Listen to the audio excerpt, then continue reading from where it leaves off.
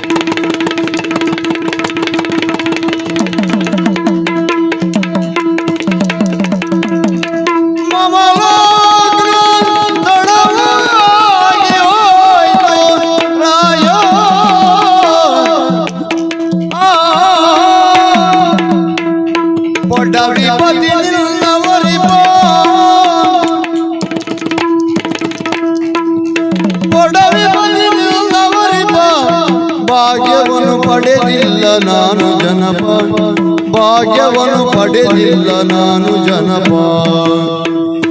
ಪೊಡವಿಪತಿ ನಿಲ್ಲವರಿಪ, ಭಾಗ್ಯವನ್ನು ಪಡೆದಿಲ್ಲ ನಾನು ಜನಪ, ಭಾಗ್ಯವನ್ನು ಪಡೆದಿಲ್ಲ ನಾನು ಜನಪ.